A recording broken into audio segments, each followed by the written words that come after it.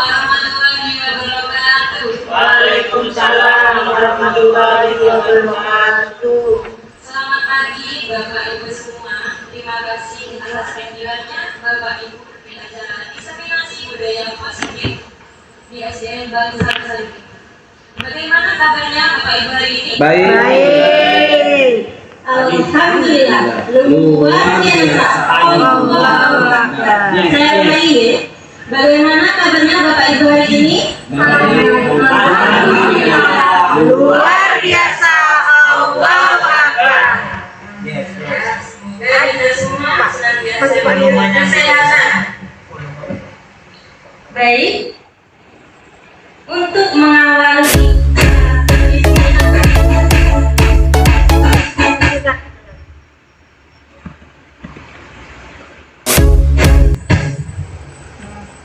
Baik Bapak Ibu, untuk mengawali acara diseminasi positif, kita harus mengawali dengan cara yang menyenangkan. Kalau langsung ke teori, tentunya kita langsung bosan ya. Nah, kesempatan kali ini yaitu ice breaking dengan senam aram samsam. Nah, di sini saya butuh 2 bantuan guru untuk maju ke depan. Monggo, Sinten? Tadi? Oren. Jadi semuanya kita Bapak Ibu berdiri ya.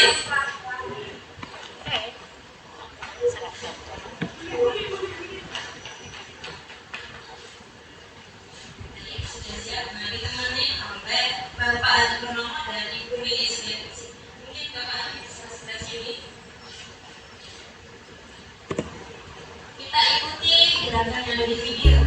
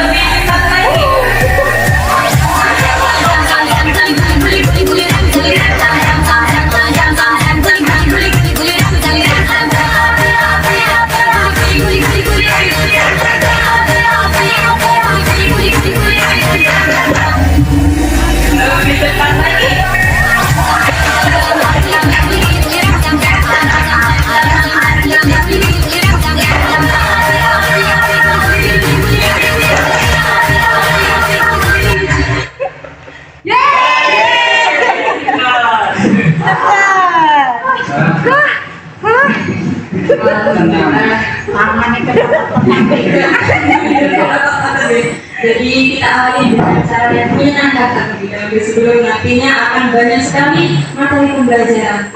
Nah, untuk karena taman di sini Bapak Ibu, di sini saya bukan berarti menggurui atau apa. Di sini saya sama-sama belajar dan ini merupakan salah satu tugas dari calon guru penggerak, di mana salah satunya saya harus bisa untuk mengimplementasikan apa ilmu yang saya dapatkan di guru penggerak kepada guru-guru di sekolah. Baik, sekarang saya mohon kepada Bapak Ibu semuanya untuk menggambarkan satu benda hidup atau mati pada sticky note. Nah, ini monggo Bapak Ibu diambil satu persatu. Ada pulpennya Bapak Ibu? Gambar. Nah, bisa menggambarkan benda hidup atau mati, yang mana itu menggambarkan sosok bapak atau ibu. Bisa pohon, batu, air, dimana nanti itu ada maknanya. Kenapa saya menggambarkan benda ini? Alasannya apa? Benda hidup atau benda mati? Ya, bebas.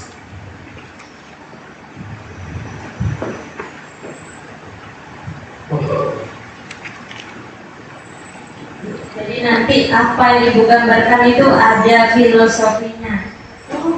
Jadi nanti bisa menceritakan alasan mengapa kok menggambar benda ini seperti itu. Mungkin yang sudah selesai dikasih nama nggih Bapak Ibu, bisa ditempel di plano di depan.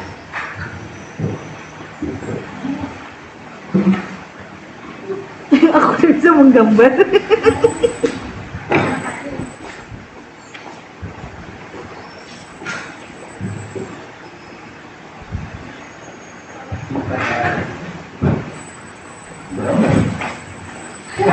Tidak tahu artinya. Bebas. Saya digaya musuh. Satu saja. Nanti penjelasannya.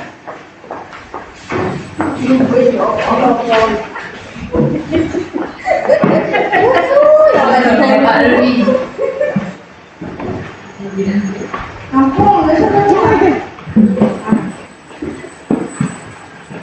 Wih, matahari. Matahari. Aja, maka kata lobber. Baik Bapak Ibu, di sini Bapak Ibu sudah menempelkan satu gambar benda hidup maupun benda mati. Nah, mungkin ada yang mau mewakili untuk ke depan untuk menjelaskan apa yang sudah digambarkan. Monggo. Apa?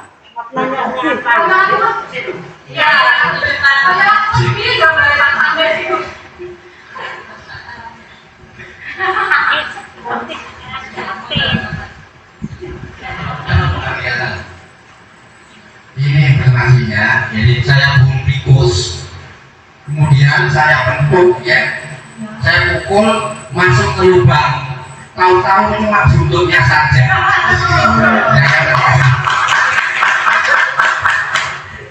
Jadi Bapak Tamir menggambarkan seperti itu yang ternyata sudah masuk ke lubang. Jadi mungkin ibaratnya apa yang Bapak Tamir cari-cari selama ini akhirnya ketemu, walaupun yang ketemu hanya bentuknya saja. Seperti itu. Terima kasih. Nah, kurang seru kalau hanya Pak Tamir saja yang menjelaskan. Monggo Pak Tamir menunjuk satu lagi Bapak atau Ibu guru yang diminta untuk menjelaskan gambar yang di depan. Bapak Rudi, monggo Bapak Rudi ke depan. Iki podo gambar. Saya gambar apa itu? Oke, monggo. Matahari ya, matahari adalah bintang. Jadi istilahnya kita bisa memberikan penerangan kepada semua. Ya, matahari. Luar biasa sekali ini. Ternyata filosofi dari gambar Bapak Rudi yaitu matahari agar bisa menjadi penerang bagi siswa-siswi yang ada di sekolah kita. Nah, satu lagi, monggo Bapak Rudi menunjuk. Bu Ayu. Oke, Bu Ayu, monggo Bu Ayu. Bu Ayu.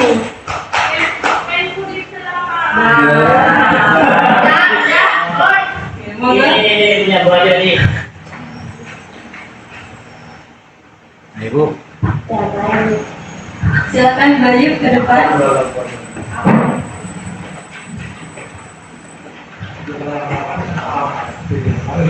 Ayu menggambarkan apa nih Bu Ayu? Menggambarkan bunga dan apa jalan raya ada orang pengen liburan karena sudah banyak pikiran jadi pengen dapat refreshing ke taman-taman yang banyak bunganya. Jadi penat saya yang ada di pikiran tuh bisa fresh kembali seperti anak muda. Oke, terima kasih Bu Ayu. Abu Abandal. Bu Ayu menggambarkan sebuah bunga yang ada di jalan. Ternyata Ibu Ayu memiliki makna bahwa menginginkan untuk rekreasi agar hilang rasa penatnya. Mungkin nanti bisa diagendakan ya Bu Ayu.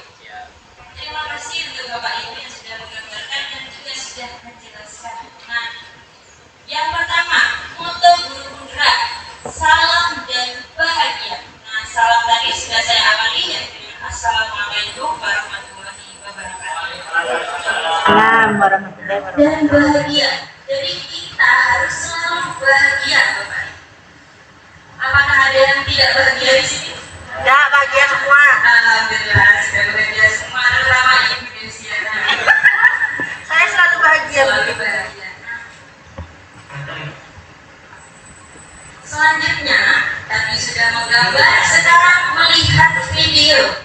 Jadi video karena monggo Bapak Ibu nanti mencermati apa sih makna dari video ini.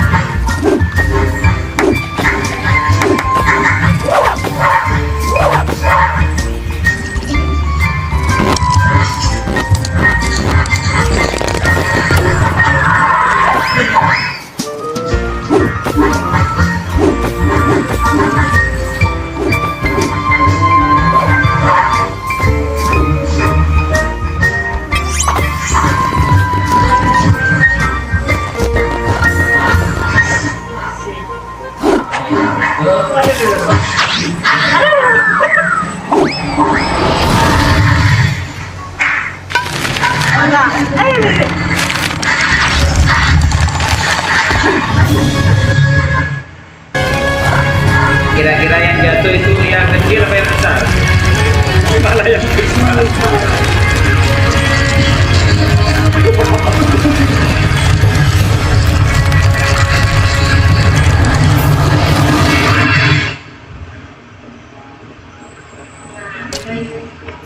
Kita sedang melihat cuplikan video dari Bernard Ekber ini ya Bu ya, memanjat gunung es. Nah, monggo siapa yang ingin menyampaikan, silakan Ibu Dini makna dari video tersebut.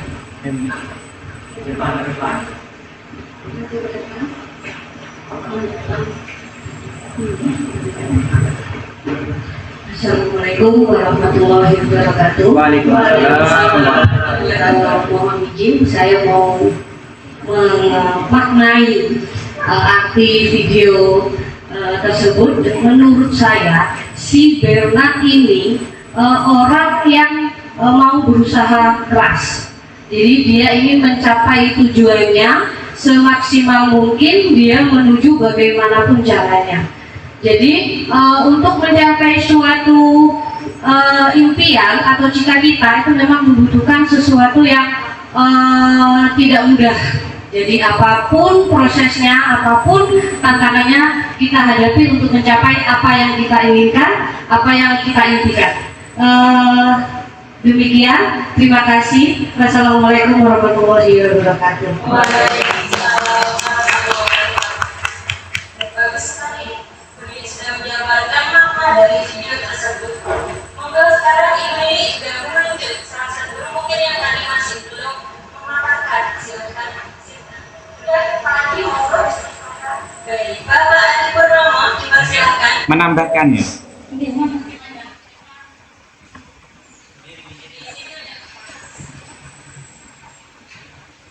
Baik, terima kasih. Saya akan menambahkan makna daripada video yang ditampilkan tadi. Betul yang dikatakan Bu Nini bahwa dalam hidup ini kita tidak akan lepas dari upaya, usaha, kerja keras. Nah, tapi dalam upaya kerja keras itu, satu, kita tidak boleh sombong. Jadi capaian keinginan kita yang akan dicapai itu harus menyertakan yang namanya pasrah pada yang kuasa. Nah, di situ ya. Mungkin dari tampilan yang terakhir itu si Bernard melompat dengan pedenya, dia wah saya hampir nyampe ke puncak kesuksesan. Namun karena mungkin ada wujudnya, pamernya, sombongnya, akhirnya apa yang terjadi di situ terbelah. Jadi bukit esnya terakhir terbelah, akhirnya si Bernard jatuh. Mungkin itu kita tidak boleh sombong, takabur, mungkin itu ya. Insya Allah kalau kita tidak sombong, insya Allah kesuksesan akan diraih dengan baik. Mungkin itu saja.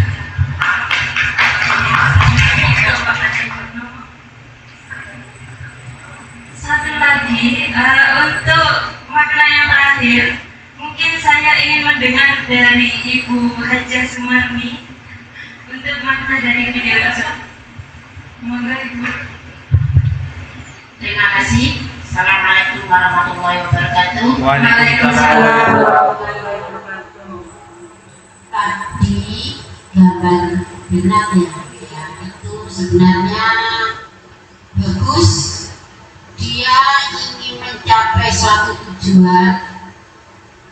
Dia berusaha semaksimal mungkin, namun dia lupa cara bagaimana dia untuk meraih tujuannya itu, sehingga emosinya berjalan dulu, pikirannya di belakang. Dia tidak berpikir tentang bahaya dirinya. Mulai dari awal dia naik mengambil peralatan, dia terjatuh, dia tidak berpikir, kehati-hatiannya kurang. Nah, dari sini kita mengambil makna bahwa dalam melakukan segala sesuatu kita harus berpikir apa yang saya lakukan, apa dampaknya.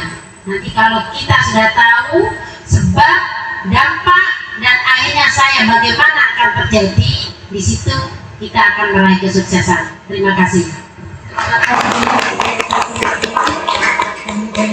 Sangat luar biasa makna yang sudah disampaikan dari Ibu Hajah Sumarni, Bapak Adi, dan juga Ibu Nini. Jadi kesimpulannya dari video di atas memang betul apa yang sudah disampaikan oleh Bapak Ibu tadi. Menyiapkan alat-alat dari rumah, tapi masih hati-hatian. Coba langsung berangkat tanpa melihat nanti apa saja yang akan kita hadapi. Lalu dia juga di sana menggunakan palu. Padahal sebenarnya beruang itu juga memiliki potensi dalam dirinya melalui cakar yang dia miliki. Ternyata kita juga memiliki potensi dari dalam diri yang ternyata kita masih belum menyadari hal tersebut.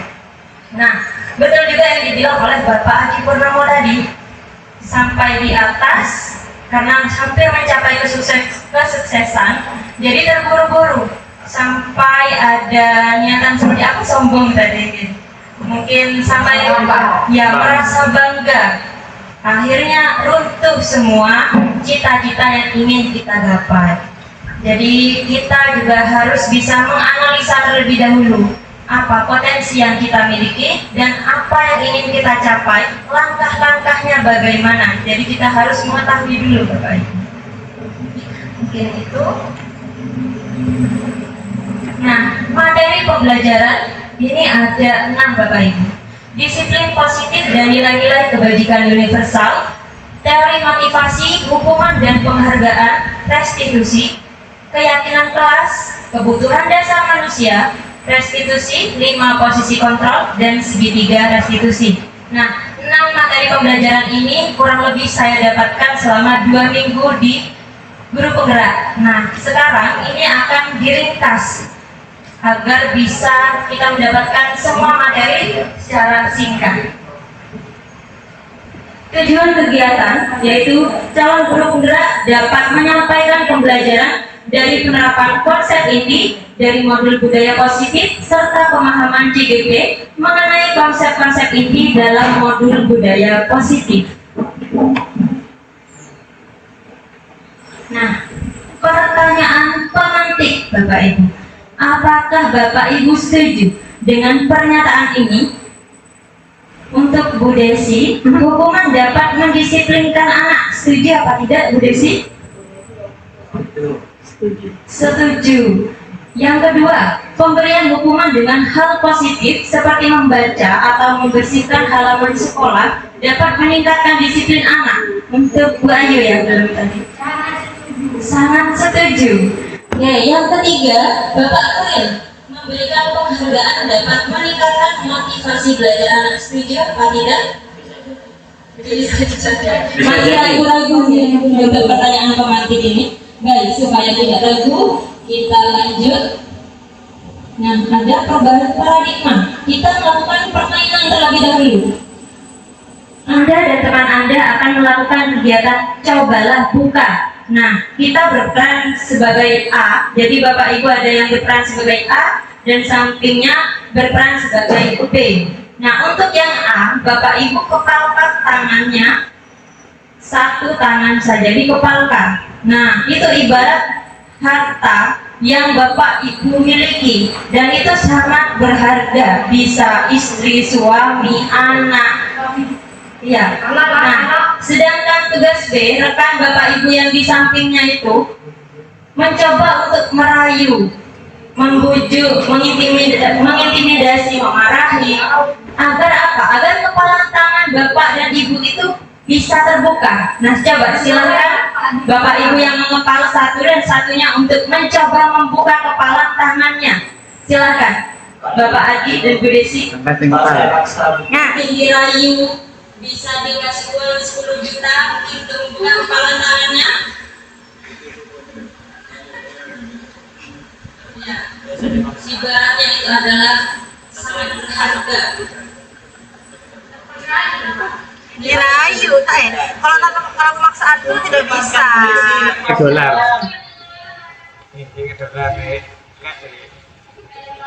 Pak Adi sudah mencoba merayu, membujuk, menggoda. Tetapi apa yang terjadi? Bapak Adi, bagaimana dari Bu Desi? Apakah mau membuka kepala tangannya? Tidak, sangat erat sekali. Sangat erat sekali. Nah, kita lihat apa yang akan terjadi. Apakah Anda membuka kepala tangan Anda? Mengapa? Apa alasan Anda membuka kepala tangan Anda? Sedangkan di sini tidak ada yang buka, nih. Tergoda iming-iming bisa jadi. Terus apakah Anda menutup kepala tangan Anda? Mengapa? Apa alasan Anda tetap menutup kepala tangan Anda? Nah, coba Bu Desi silakan menjawab. Kenapa? Kok kepala tangannya itu masih tak tertutup, tidak dibuka, tetap dipertahankan? Pak Adi itu sudah membujuk, merayu, menggoda. Apa Pak? Saya udah ngomong Pak. Silakan Bu Desi. Alasannya kenapa sih? Kenapa dipertahankan? Karena saya mempertahankan komitmen saya bahwa jangan dibuka. Jangan dibuka. Apa alasannya? Ini saya tidak sering dengar aja. Ibu Desi, komitmen itu saja ya. Nah, Dalam kegiatan ini sesungguhnya siapa yang memegang kendali atau kontrol untuk membuka atau menutup kepalan tangan? Mungkin siapa? Diri sendiri. Kalau kita tidak mau membuka, tentunya itu tidak akan terbuka dan tidak akan diambil oleh orang lain. Nah, perubahan paradigma, teori kontrolnya, ilusi guru mengontrol murid, ilusi bahwa semua penguatan positif itu efektif dan bermanfaat. Yang kedua, ilusi bahwa kritik dan membuat orang merasa bersalah itu dapat menguatkan karakter. Dan yang ketiga, ilusi bahwa orang dewasa itu memiliki hak untuk memaksa. Nah, ini ada perubahan paradigmanya Bapak Ibu. Stimulus respon lawan teori kontrol, yaitu pandangan tentang dunia. Stimulus respon tentang dunia, di mana realitas atau kebutuhan kita sama, ternyata untuk teori kontrolnya, realitasnya kebutuhan kita itu berbeda. Dan semua orang melihat hal yang sama, ternyata teori kontrolnya, setiap orang itu mempunyai gambaran yang berbeda. Lalu selanjutnya kita mencoba mengubah orang agar berpandangan sama dengan kita, tapi kita berusaha memahami pandangan orang lain tentang dunia. Jadi bukan mengubah, kita mencoba memahami sejauh apa pandangan orang lain. Lalu selanjutnya perilaku buruk dilihat sebagai suatu kesalahan. Teori kontrolnya, semua perilaku tentunya memiliki tujuan. Dan selanjutnya orang lain bisa mengontrol saya. Ternyata teori kontrolnya hanya Anda yang bisa mengontrol diri Anda. Contohnya tadi saat mengepalkan tangan. Lalu selanjutnya saya bisa mengontrol orang lain. Teori kontrolnya, Anda tidak bisa mengontrol orang lain. Seperti tadi Pak Adi membujuk, ternyata masih tidak bisa. Selanjutnya pemaksaan ada pada saat bujukan gagal. Teori kontrolnya adalah kolaborasi dan konsensus menciptakan pilihan-pilihan baru. Dan yang terakhir yaitu model berpikir menang atau kalah. Kita berganti teori kontrolnya yaitu model berpikir menang-menang. Nah, apa itu budaya positif? Kita akan pelajari. Budaya positif merupakan nilai-nilai, keyakinan maupun kebiasaan yang ada di sekolah kita yang tentunya berpihak kepada murid dan juga dapat berkembang menjadi pribadi yang kritis, penuh hormat dan bertanggung jawab. Disiplin positif, nah, merupakan suatu cara penerapan disiplin tanpa adanya kekerasan dan ancaman, yang dalam praktiknya itu melibatkan komunikasi tentang perilaku yang efektif antara orang tua dan juga anak. Dalam penerapannya, anak diajarkan untuk memahami konsekuensinya apa. Selain itu, disiplin positif juga mengajarkan tanggung jawabnya dan juga rasa hormat dalam berinteraksi dengan lingkungannya. Jadi kita simpulkan bahwa disiplin positif itu merupakan salah satu cara penerapan disiplin yang bertujuan untuk menumbuhkan kesadaran dan memberdayakan anak untuk melakukan sesuatu tanpa adanya sogokan, ancaman maupun hukuman. Contohnya, kamu itu ya kalau tidak segera ambil wudhu, bentar lagi pukul sama bu guru. Nah, itu kan masih sering terjadi di sekolah kita. Pukul. Motivasi perilaku manusia yang pertama, untuk menghindari ketidaknyamanan atau hukuman. Yang kedua, motivasinya untuk mendapatkan imbalan atau penghargaan dari orang lain.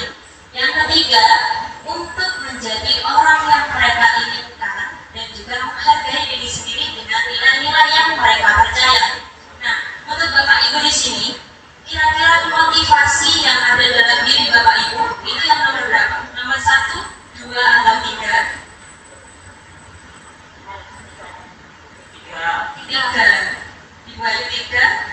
3. Alhamdulillah. Jadi rata-rata motivasi guru SD Bangsa Sari 5 yaitu untuk menjadi orang yang diinginkan dan menghargai diri sendiri dengan nilai-nilai yang dipercaya. Nah, motivasi itu ada dua Bapak Ibu, ada motivasi eksternal dan juga ada motivasi internal. motivasi eksternal yaitu untuk menghindari ketidaknyamanan atau hukuman maupun untuk mendapatkan imbalan maupun penghargaan dari orang lain. Sedangkan untuk motivasi internal yaitu untuk menjadi orang yang mereka inginkan dan menghargai diri sendiri dengan nilai-nilai yang mereka percaya.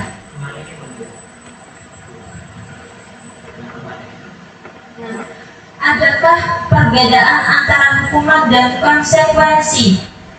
Mungkin Bapak Ibu ada yang mau mencoba menjawab apa itu perbedaan hukuman dan juga konsekuensi? Enggak, itu. Terima kasih. Kalau hukuman itu melakukan suatu kesalahan, ya, dia melanggar suatu aturan yang sudah ditetapkan, sehingga karena dia melakukan pelanggaran yang sudah ditetapkan, sehingga dia mendapatkan hukuman. Sedangkan konsekuensi itu sebab akibat, jadi beda, tipis cuman bedanya. Karena dia begini, konsekuensinya ini. Jadi itu. Jadi lebih kejam yang hukuman. Terima kasih. Baik, terima kasih Bu. Betul sekali apa yang sudah dijelaskan oleh Ibu Haji Sumarni. Bedanya sangat tipis Bapak Ibu antara hukuman dan juga konsekuensi. Terkadang kita juga tidak sadar di dalam kelas itu kita kadang terlalu banyak melakukan hukuman daripada konsekuensi. Kalau hukuman, contohnya ketika telat suruh berdiri sampai nanti istirahat, ataupun tidak mengerjakan PR langsung disuruh lari lapangan. Nah, itu merupakan hukuman. Tapi kalau konsekuensi, contohnya ketika siswa kita menumpahkan air di dalam kelas, nah anak tersebut lalu disuruh untuk membersihkan. Nah, itu merupakan salah satu bentuk dari konsekuensi. Nah, kita lihat dalam menjalankan peraturan ataupun keyakinan kelas, bila mana ada suatu pelanggaran, tentunya sesuatu harus terjadi. Untuk itu, kita perlu meninjau ulang tindakan penegakan peraturan atau keyakinan kelas di sekolah kita selama ini. Tindakan terhadap suatu pelanggaran pada umumnya bisa berbentuk hukuman atau konsekuensi. Nah, tadi sudah dijelaskan hukuman dan konsekuensi, dan ini kita coba baca pengertian hukuman adalah bentuk konsekuensi atas perilaku siswa yang tidak sesuai dengan aturan atau norma yang berlaku, dan juga konsekuensi itu merupakan akibat langsung dari suatu perlakuan atau perbuatan yang dilakukan. Nah, sini ada 4 pertanyaan. Hukuman atau konsekuensi? Yang pertama, mencatat 100 kali di dalam buku kalimat saya tidak akan terlambat lagi karena terlambat. Nah, itu hukuman atau konsekuensi, Bapak Ibu? Hukuman. Oke, yang kedua, lari mengelilingi lapangan basket 2 kali karena terlambat hadir di sekolah. Hukuman. Yang ketiga, membersihkan coretan yang dibuatnya di meja tulis. Konsekuensi. Dan yang keempat, murid diminta bertelanjang kaki sepanjang hari karena tidak menggunakan sepatu warna hitam sesuai peraturan sekolah. Hukuman. Oke. Nah, tadi kita sudah belajar tentang hukuman dan konsekuensi. Selanjutnya kita masuk di bab restitusi. Nah, restitusi itu apa Bapak Ibu? Restitusi merupakan sebuah pendekatan untuk menciptakan disiplin positif. Nah, disiplin positif tadi itu tanpa adanya ancaman atau hukuman dari Bapak Ibu guru. Nah, restitusi adalah proses menciptakan kondisi murid untuk memperbaiki kesalahan mereka, sehingga mereka bisa kembali pada kelompok mereka dengan karakter yang lebih kuat. Selanjutnya, restitusi juga membantu murid menjadi lebih memiliki tujuan disiplin positif dan memulihkan dirinya setelah berbuat salah. Nah, tadi restitusi, sekarang nilai-nilai kebajikan. Nilai-nilai kebajikan merupakan nilai-nilai kebaikan Bapak Ibu. Disiplin positif akan mendorong murid pada nilai-nilai kebajikan yang sesuai dengan profil pelajar Pancasila. Nah, di sini ada 6, yaitu bertakwa kepada Tuhan Yang Maha Esa dan berakhlak mulia, berkebinekaan global, bergotong royong, kreatif, bernalar kritis, dan juga mandiri. Nah, contohnya apa? Di sekolah kita bisa menerapkan dengan berdoa, bersikap ramah, sopan, dan menghargai sesama manusia. Selanjutnya, berkolaborasi dengan orang lain dengan menanamkan kepedulian pada hal-hal yang berkaitan dengan kepentingan bersama. Jadi kita tidak boleh individu Bapak Ibu. Jadi apa yang ada di sekolah itu, salah satunya kita harus saling membantu, saling berkolaborasi. Dan yang selanjutnya, memberikan ide yang berbeda dari teman-teman lain dalam suatu proyek, mencari inspirasi dan melahirkan gagasan baru. Nah, contohnya tadi seperti adanya webinar, itu sudah ada ide-ide baru, dan nantinya semoga kita bisa melaksanakan webinar yang lebih baru lagi dari Bapak Ibu Guru. Selanjutnya, mengenal dan menghargai teman dari suku yang berbeda. Sebagai contoh, apabila dihadapkan dalam situasi sulit, seorang siswa juga dapat dengan tenang mencari solusi sendiri dan menghadapi situasi dengan bijak. Selanjutnya, cara setiap siswa memperoleh dan memproses informasi serta gagasan.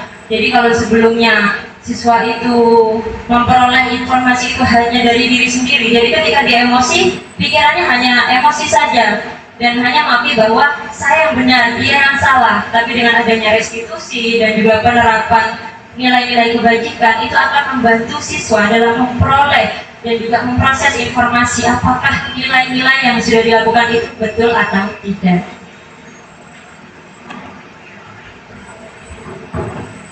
Nah, kita lanjut ke materi selanjutnya, yaitu keyakinan kelas. Merupakan metode untuk menimbulkan kembali disiplin positif yang didasari oleh motivasi dari dalam diri. Implementasi keyakinan kelas dilatar belakangi bahwa ditemukannya beberapa murid yang masih diingatkan untuk melakukan tindakan kebaikan atau kedisiplinan. Contohnya baju seragam siswa itu kadang masih banyak yang keluar Bapak Ibu, kadang juga ada yang tidak memakai sepatu. Selanjutnya, dengan adanya keyakinan kelas, di setiap kelas diharapkan dapat mewujudkan tujuan kelas yang mandiri guna menunjang pendidikan yang berorientasi kepada profil pelajar Pancasila. Jadi keyakinan kelas bisa kita simpulkan sebagai kesepakatan kelas yang diyakini bersama oleh guru dan murid selama proses pembelajaran. Nah, langkah-langkahnya itu seperti apa Bapak Ibu? Yang pertama, siswa terlebih dahulu itu menuliskan keyakinan yang mereka inginkan. Contohnya, tidak gaduh di dalam kelas atau hadir tepat waktu. Nah, itu siswa dulu, bukan guru yang menentukan, tapi kita mendapatkan ide dulu, mengumpulkan ide-ide siswa. Dan yang kedua, guru dan siswa mengulas keyakinan yang sudah tertulis. 3, guru dan siswa memilah keyakinan di kelas yang penting. Jadi keyakinan kelas itu tidak perlu banyak. Contohnya dari 28 siswa, itu tentunya keyakinan kelasnya akan berbeda-beda. Kita akan mengambil atau menyimpulkan kira-kira ini masuk kemana, apakah ke ranah bertanggung jawab atau kemandirian atau kejujuran, seperti itu. 4, mengubah keyakinan kelas menjadi kalimat positif. Contohnya, dilarang membuang sampah sembarangan. Nah, itu masuk dalam peraturan Bapak Ibu. Kalau keyakinan kelas, kita ubah kalimatnya lebih positif. Contoh, jagalah kebersihan gitu. Jadi kata-kata yang tidak atau menuju ke ranah-ranah hukum itu kita ganti kalimatnya lebih positif. Yang kelima, mengecek dan menyepakati keyakinan kelas. Nah, jadi kita tidak bisa menentukan sendiri, oh siswa saya harus begini. Nah, itu tidak boleh. Jadi kita harus mengecek dan juga menyepakati keyakinan kelas yang telah kita buat.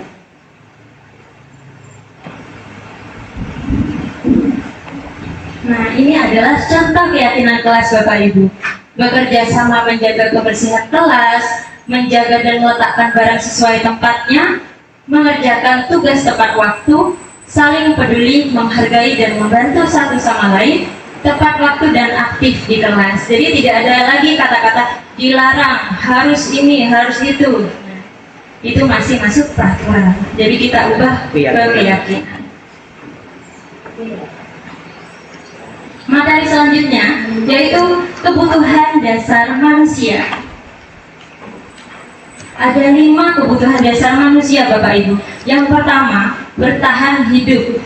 Kedua, kasih sayang. 3, kebebasan. 4, kesenangan. Dan 5, penguasaan. Nah, ini tentunya kita harus memahami dan harus mengerti ada 5 kesenangan, 5 kebutuhan dasar pada siswa kita. Jadi ketika ada anak pagi-pagi sudah loyo, kita lihat, oh ternyata anak ini masih belum sarapan. Atau dalam kesenangan, contohnya ada anak yang cari perhatian. Nah, cari perhatian dia dengan mengejek temannya. Dia ingin melakukan kesenangan, tapi pada dasarnya ia juga melakukan cari perhatian karena kurangnya kasih sayang di dalam keluarga. Dan itu kita sebagai bapak ibu guru harus bisa mengerti karakteristik siswa satu sama lain. Nah, ini kebutuhan bertahan hidup bersifat fisiologis Bapak Ibu, misalnya kesehatan, rumah, makanan, maupun rasa aman. Jadi kalau mereka merasa dibully, itu rasa amannya jadi berkurang. Nah, kita harus bisa sekecil apapun bullying itu. Contohnya, Pak saya diejek, tapi kalau kita biarkan Allah cuma diejek, nah itu akan terus berlanjut Bapak Ibu. Jadi kita harus bisa meminimalisir adanya bullying di sekolah kita. 2, kebutuhan kasih sayang dan rasa diterima, di mana itu merupakan kebutuhan psikologi, ingin disukai dan juga diterima oleh lingkungan dengan baik. Contohnya, rasa menyayangi dan disayangi, memberi dan menerima perhatian, ataupun perasaan ingin diterima dalam lingkungan keluarga, sekolah, dan juga masyarakat. Nah, selanjutnya itu ada kebutuhan penguasaan. Penguasaan ini artinya kebutuhan pengakuan atas kemampuan yang berhubungan dengan kekuatan dalam mencapai sesuatu. Contohnya Bapak Ibu, diakui prestasi dan kemampuannya, dihormati, dipercaya, maupun memberikan pengaruh. Jadi kita harus selalu memberikan apresiasi kepada siswa-siswi kita yang berprestasi. Selanjutnya, kebutuhan kebebasan. Kebebasan artinya menyukai hal-hal yang baru dan menarik dan suka mencoba-coba, yaitu mandiri, memiliki pilihan, dan juga tidak dikekang oleh orang lain. Contohnya dalam pembelajaran, kadang saya bertanya, anak-anak mau praktek atau kita menggunakan HP atau hanya dengan LKS. Nah, itu kita bebas, kita saling sharing. Contohnya menggunakan praktek yang sudah kita jalankan, sehingga pembelajaran akan lebih menarik dan menyenangkan. Selanjutnya, kebutuhan kesenangan. Kebutuhan untuk mencari kesenangan, bermain dan juga tertawa, yaitu bermain, iseng, suka bercanda, melucu, maupun menikmati apa yang dilakukan. Jadi kadang-kala kita harus juga bermain dan juga bercanda dengan anak didik kita. Selanjutnya ada 5 posisi kontrol. 1. Sebagai penghukum. 2. Pembuat rasa bersalah. 3. Sebagai teman. 4 sebagai pemantau, dan 5 sebagai manajer. Nah, posisi kontrol ini ada di guru Bapak Ibu. Nah, kita lihat ini video yang pertama.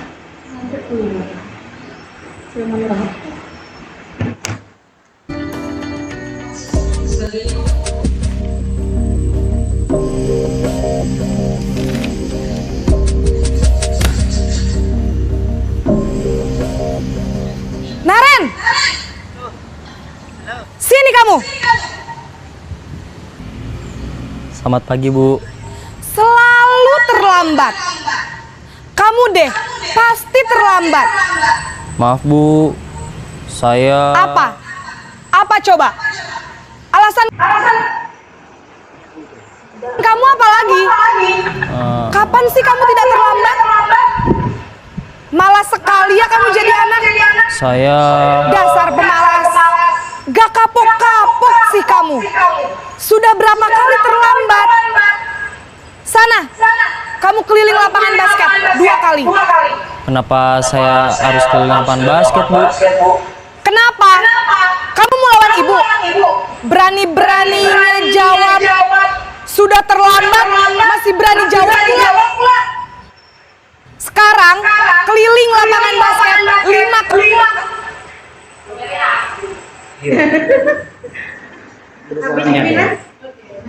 Tadi ada ibu guru. Nah ini tadi banyak yang senyum-senyum. Mungkin mirip seperti siapa? Ada mirip Bu Desi. Nah, jadi di sini Bapak Ibu dari video di atas ternyata itu masih sebagai penghukum.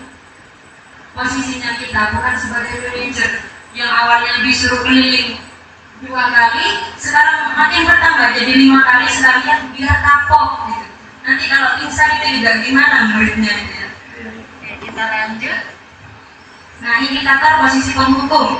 Contohnya itu bicara dengan nada keras, menunjuk-nunjuk, nah berkaca pinggang, badan dipinggang tadi, membentak dan terlihat sangat emosional, emosi.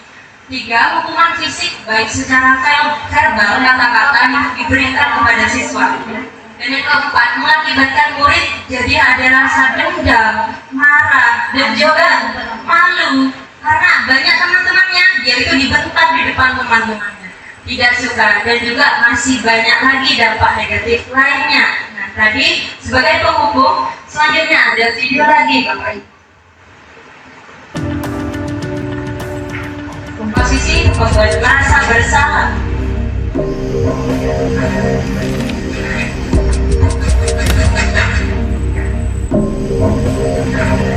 Naren! Bu Desi Koman. Selamat pagi, Bu. Naren. Kamu kenapa terlambat lagi, Nak? Ya Tuhan, Naren. Kamu senang ya bikin ibu susah ya? Nah, enggak Bu Desi. Kalau kamu terlambat lagi, nanti ibu yang ditegur bapak kepala sekolah, Nak. Disangka ibu tidak bisa membina kamu. Duh, gimana ini? Maaf, Bu. Duh, Gusti Naren. Kamu suka ya kalau ibu ditegur bapak kepala sekolah? Terus, sekarang ibu harus tulis apa ini di buku absen? Ini kamu sudah sering terlambat loh. Ibu harus apa coba? Maaf, Bu. Maaf sekali. Ya sudah, lain kali jangan bikin ibu susah lagi ya, Nak ya. Ibu tidak akan kuat lagi kalau kamu begini terus. Bisa jantungan kalau ibu ditegur bapak kepala sekolah. Sana cepat ke kelas. Maaf ya.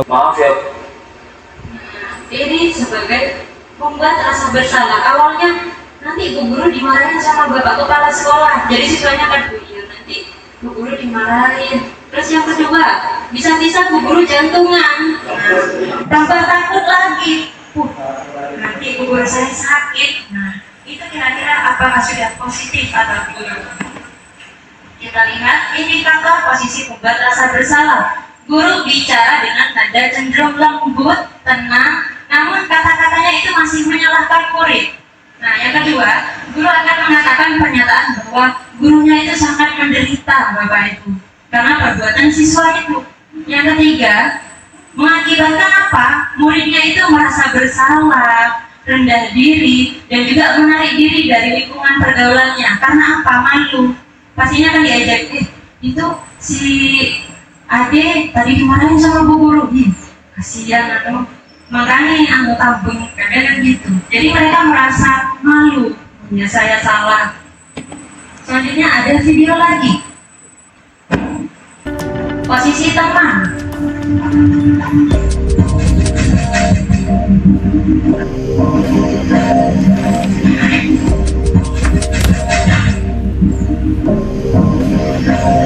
Naren!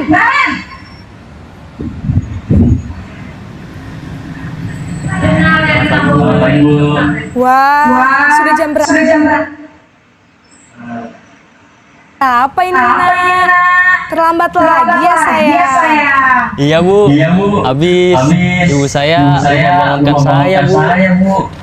Kamu malah menyalahkan ibu kamu. Kamu bukan anak yang mainnya paling kencang. Kok terlambat sih? Iya bu, saya memang terlambat bangun tadi. Jadi biarpun saya lagi kencang, tetap kejar bu. Ya sudah sana, nanti lain kali larinya lebih kencang lagi ya, biar gak terlambat lagi. Bikin seneng ibu demi ibu. Bisa kan? Bisa lah bu. Ya sudah sana sekolah. Ibu beresin urusan absen kamu. Kamu ini ada-ada saja. Jadi tadi penghukum, pembuat rasa bersalah, selanjutnya sebagai posisi teman. Jadi terlihat nih Bapak Ibu apa perbedaannya. Kalau di sini lebih enak gitu. Kita bertanya juga, ada sedikit bercanda tadi dengan siswa.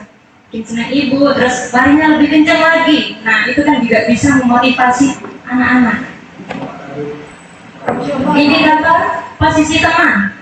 Guru bicara dengan ramah, cenderung bersenda gurau untuk menghangatkan suasana. Dan yang kedua, yaitu mencipta hubungan yang akrab, namun hal itu menyebabkan murid itu tergantung pada satu orang, tidak mandiri dan tidak bisa berpikir untuk dirinya sendiri. Contohnya, oh iya, ada Bu Guru, saya tidak mau telat kan? Kemarin kan Bu Guru sudah bilang, saya larinya harus lebih kencang. Tapi ketika Bu A itu tidak masuk, tentunya, oh udah ada ibu ini aja, ya sudah tidak apa-apa, saya telat aja. Nah, itu maksud dari ketergantungan pada satu orang. Video lagi Bapak Ibu. Posisi pemantau atau monitor, ini yang keempat.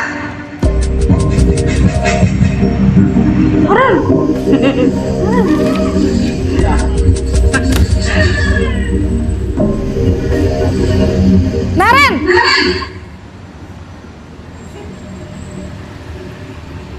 Selamat pagi bu.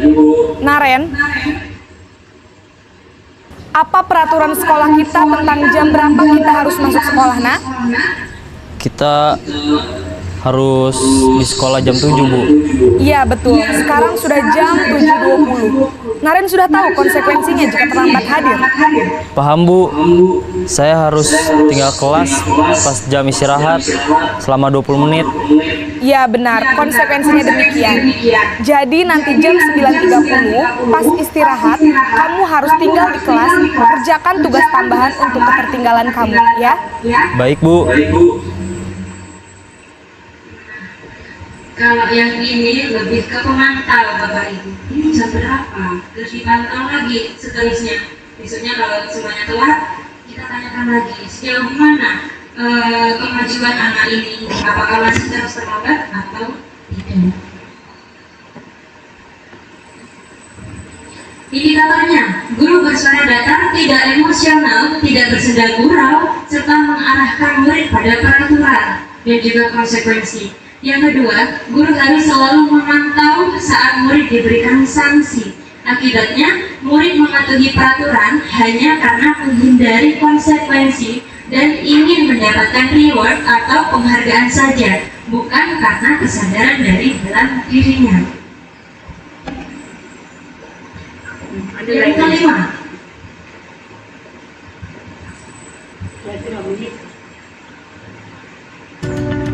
posisi manajer. Tadi jam berapa ya?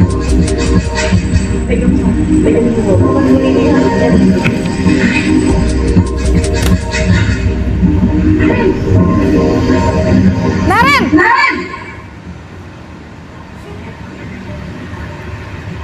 Selamat pagi bu. Selamat pagi, Naren. Maaf bu, saya terlambat. Iya, sekolah masuknya jam 7, sekarang sudah jam 7.20. Jadi sekarang bagaimana ini, Naren? Maaf bu, saya lupa program saya semalam. Baiklah, menurut kamu, keyakinan sekolah yang mana yang perlu kamu tingkatkan? Menghargai diri sendiri dan orang lain mungkin ya bu. Setuju. Jadi, apakah Naren meyakini prinsip saling menghormati tersebut? Iya bu, saya meyakininya. Apakah Naren bersedia memperbaiki masalah keterlambatan ini? Bersedia bu.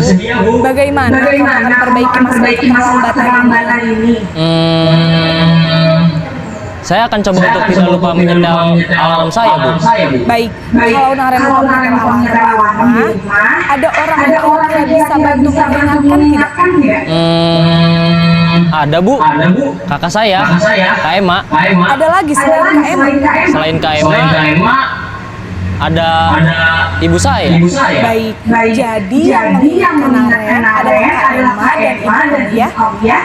Kira-kira akan mulai setel alarm kapan nih, Naren? Setelah pulang sekolah, akan segera saya lakukan. Baik, jadi Naren akan setel alarm untuk bangun besok pagi dan akan diingatkan oleh kakak dan ibu dan Naren ya. Ada lagi yang mungkin perlu dilakukan Naren agar tidak terlambat bangun lagi? Tidak ada, Bu. Baik, Naren. Terima kasih kerjasama kamu. Sekarang kamu perlu kembali ke kelas untuk belajar. Baik, Bu. Terima kasih. Di video ini guru berposisi sebagai manajer. Pertama, kita melakukan menstabilkan identitas terlebih dahulu. Kita tanyakan.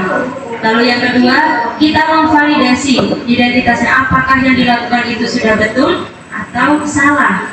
Nah, setelah itu kita kembali menanyakan ke keyakinan kelas yang ada di sekolah Bapak Ibu, sehingga nantinya akan muncul solusi yang mana solusi tersebut dari dalam diri siswa sendiri. Gitu. Nah, indikatornya, guru bersuara netral, tidak bernada tinggi, tidak emosional, juga tidak terlalu bergurau. Yang kedua, guru dengan tulus mengajukan pertanyaan-pertanyaan bermakna yang membuka pikiran murid. Dan yang ketiga, guru membimbing murid untuk memecahkan masalahnya sendiri. Akibatnya, murid akan menjadi mandiri, bertanggung jawab, dan dapat memecahkan masalahnya sendiri. Nah, ini tadi segitiga restitusi Bapak Ibu. 1. Menstabilkan identitas. 2. Validasi tindakan yang salah. Dan 3. Menanyakan keyakinan kelas yang sudah dibuat bersama. Nah, ini adalah contoh segitiga restitusi pelaksanaannya Bapak Ibu.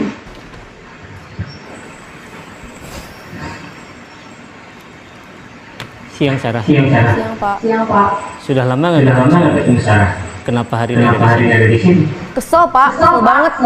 Masa aku dikatain tukang fitnah pak? Ya aku marah lah. Aku balik ngatain Eka di depan kelas. Kesel banget. Oh begitu.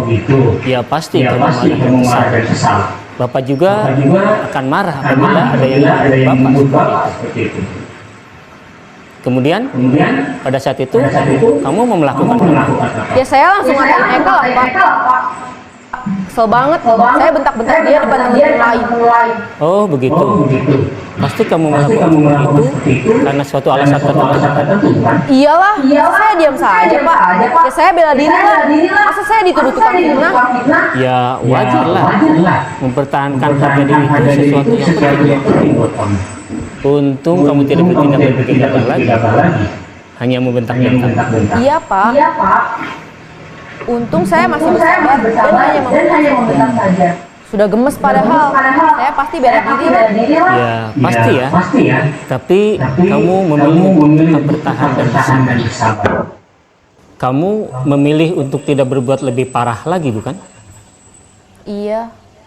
Nah, sekarang coba kita lihat lagi tindakan kamu yang bentak-bentak Eka di kelas. Tindakan kamu itu kira-kira sesuai dengan keyakinan kelas atau prinsip kamu tidak?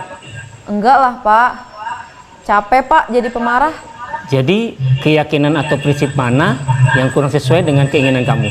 Ya, saya sebenarnya sangat menghargai orang lain.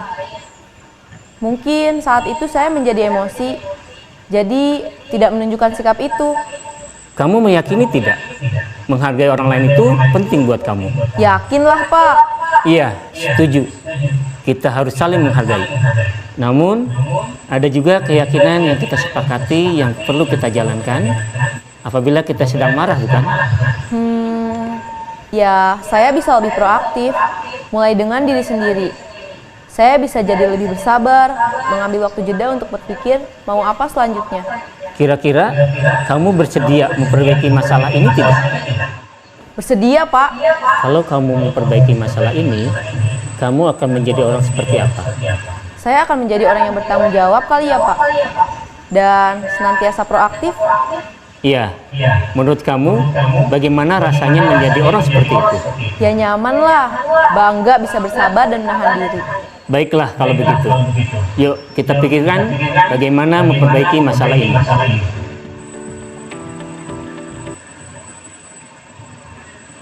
Ini adalah contoh mengatasi masalah siswa menggunakan segitiga ekspresi. Tahapannya ada 3: menstabilkan identitas, validasi tindakan yang salah, menanyakan keyakinan. Menstabilkan, contohnya itu apa? Kamu bukan satu-satunya yang pernah melakukan ini. Nah, itu adalah contoh kalimat menstabilkan identitas. Yang kedua, memvalidasi tindakan yang salah. Kamu tentu punya alasan mengapa melakukan ini. Adakah cara yang lebih efektif untuk mendapatkan apa yang kamu butuhkan? Yang ketiga, menanyakan keyakinan. Keyakinan kelas apa yang telah kita sepakati? Kamu ingin menjadi orang seperti apa? Nah, itu nanti kita tanyakan ketika mengatasi masalah menggunakan segitiga restitusi. Baik, sebelum diakhiri Bapak Ibu, monggo untuk mengisi refleksi. Silakan diisi. Apa yang sudah Bapak Ibu terima dari materi hari ini dan apa yang mungkin akan Ibu laksanakan? Refleksi.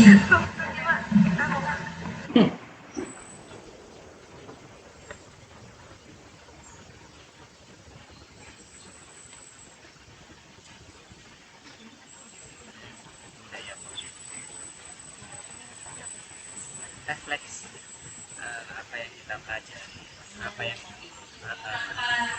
Tindak lanjutnya yang akan dilakukan oleh Bapak Ibu ke depannya seperti dari materi yang sudah didapatkan hari ini. Silakan Bapak Ibu tulis di sticky note-nya masing-masing.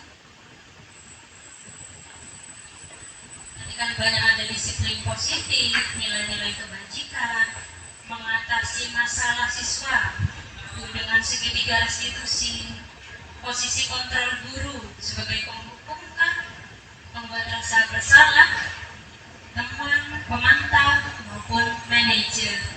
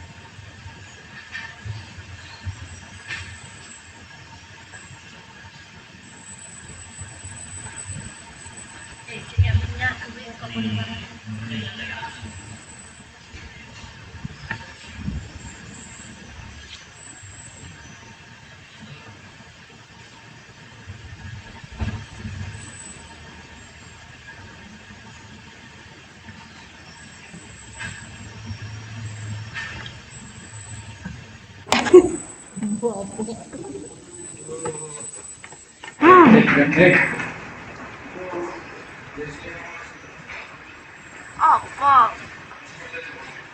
Bisa main berdiri ke situ.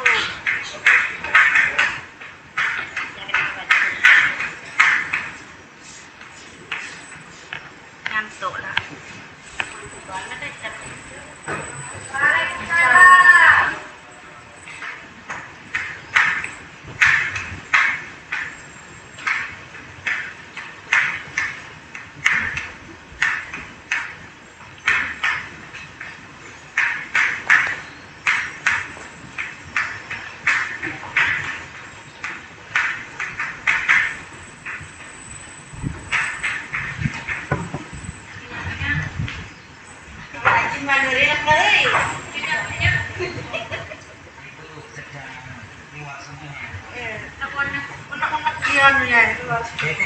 tulis aku lupa.